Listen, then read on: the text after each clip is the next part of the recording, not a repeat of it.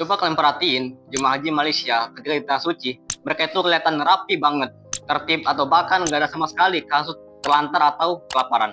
Rahasianya bukan karena mereka jumlah jemaah haji lebih sedikit dari Indonesia, tapi mereka punya sistem ekonomi sirkular yang langsung ke jemaah dan pembimbingan Green Hajj yang terintegrasi penuh. Kali ini kita akan bedah apa sih yang dilakukan oleh pemerintah Malaysia dalam mengelola jemaah haji Malaysia hingga mereka mendapatkan pangkat tertinggi dari pemerintah Saudi. Dan kira-kira apa strategi Indonesia setidaknya biar bisa menyamai kedudukan Malaysia di mata Saudi.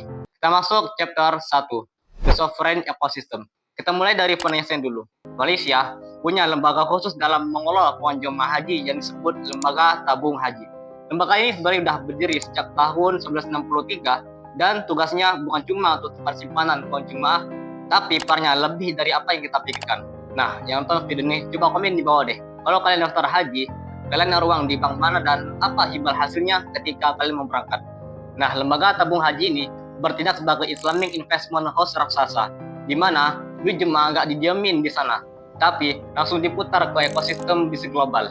Mereka mulai masuk ke bisnis pertumbuhan kelapa sawit, properti premium di London, atau bahkan ke pasar keuangan global.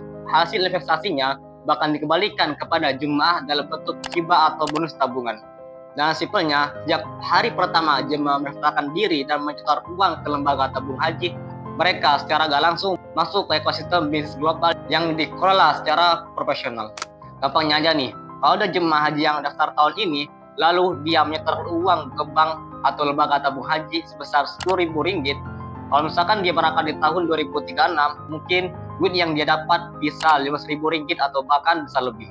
Dan ini bakal ngebantu banget sih ketika jemaah haji itu akan berangkat di tahun itu. Kita masuk chapter 2, Green Hajj and Mecca Road Integration. Bukan cuma urusan duit, pemerintah Malaysia juga terkenal sangat rapi ketika operasional di lapangan.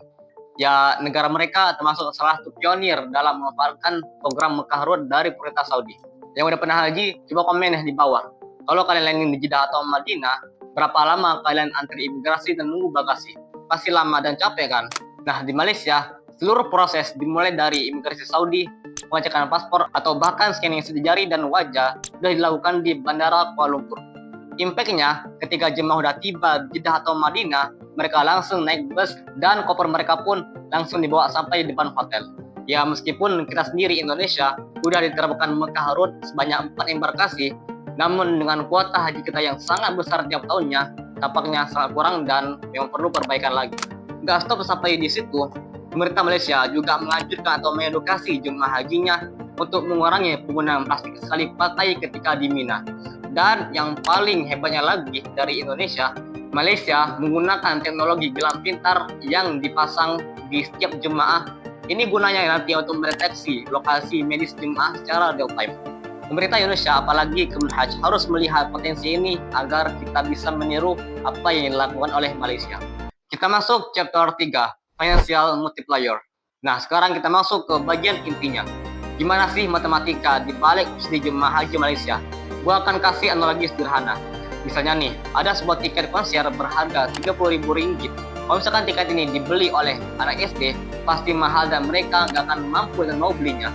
Tapi, kalau misalkan tiket ini kalian tawarin ke profesor ekonomi, dia tahu ada sebuah dana abadi yang dikelola secara compound interest. Dan tiket konser ini bisa diskon secara besar-besaran.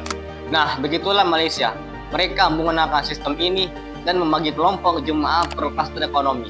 Pada 2025, biaya satu jemaah haji melonjak drastis hingga Rp33.300. Tapi uniknya, jemaah haji yang berada di level atau kelas B40 atau jemaah haji yang kelas menengah ke bawah cuma membayar kurang lebih Rp12.330.000. Misalnya, terus gimana? Nah, lebih dari 60% biaya haji tersebut ditanggung penuh oleh pemerintah. Masuk tahun 2026, ketika terjadi gejolakan geopolitik global, Malaysia makin memperketat pembagian klaster ekonomi. Dimulai dari kelas B40 dengan subsidi terbesar, disusul oleh M40 di pertengahan, dan sampai ke level yang subsidi kecil banget atau bahkan nggak dapat, yaitu di kelas T20. Gunanya dari pembagian kelas ini agar keuangan negara nggak jebol. Dan ini adalah bukti dari ekosistem sirkular yang kokoh banget, yang mana duitnya muter dari jemaah, dikelola secara korporasi dan kembali lagi ke jemaah dalam jumlah yang meningkat.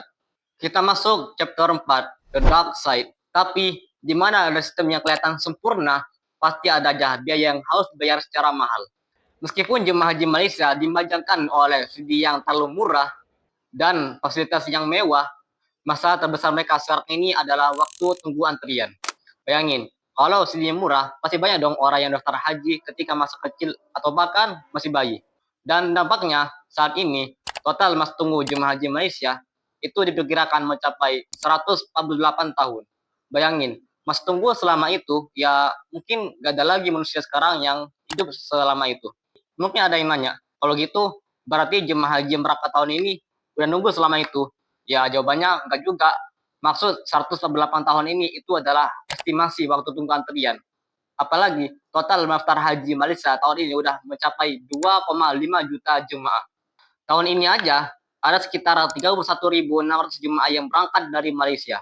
Dan ini persentasenya cuma 0,15% dari total penduduk muslim Malaysia yang saat ini berjumlah kalau nggak salah 22,8 juta penduduk. Bayangin aja nih, kalau tahun ini sebanyak 31.600 jemaah yang berangkat, untuk ngabisin merata tahun ini aja yang udah mencapai 2,5 juta jemaah, artinya butuh waktu hingga 79 tahun untuk menghabisin semua berdasar itu.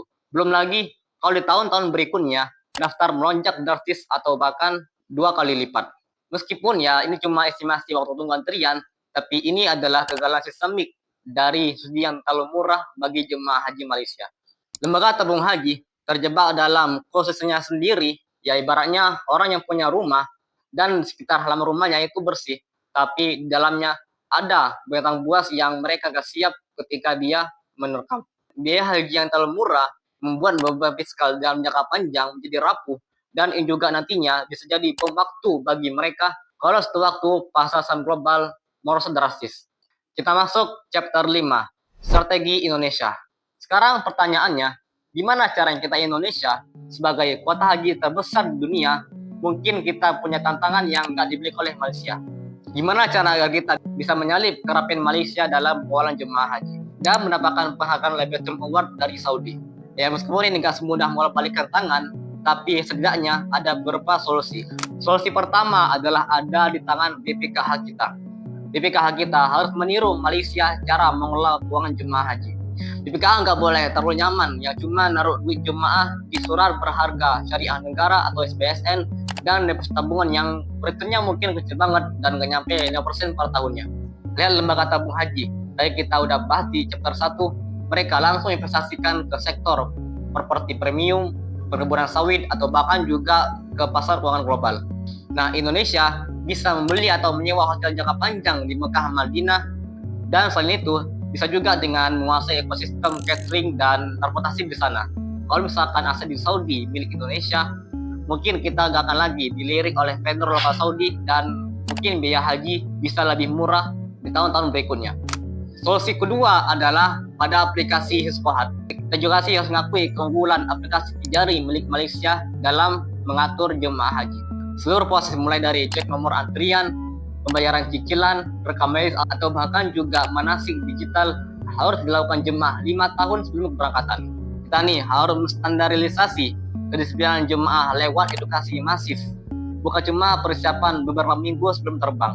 Kalau jemaah kita teredukasi secara digital dan mereka juga paham regulasi fisik secara di lapangan, ya mungkin aja indeks kepuasan jemaah haji Indonesia di mata Saudi bahkan meningkat dan mungkin penghargaan Lifetime Award berada di Jakarta bukan di Kuala Lumpur. Kesimpulannya, Malaysia sukses dalam mengolah jemaah haji karena sistem finansial yang mapan dan rapi. Karena itu mereka mendapatkan penghargaan Lifetime Award tahun ini. Tapi Indonesia punya potensi yang jauh lebih besar karena skala ekonomi kita yang raksasa. Nah, menurut kalian mending mana nih? Kita bayar haji mahal tapi antrinya lumayan cepat, atau bayar haji murah tapi antriannya bisa sampai seabad? Atau mungkin juga ada yang berpikir mending antriannya cepat dan bayarnya murah? Yang Anda mendapat silahkan tulis di kolom komentar, nanti kita akan diskusi bersama. Makasih yang udah nonton video sampai akhir. Kalau kalian ngerasa video ini bermanfaat, jangan lupa subscribe channel ini untuk informasi menarik lainnya. Gue Nabil, stay informed, stay curious, see you in the next video.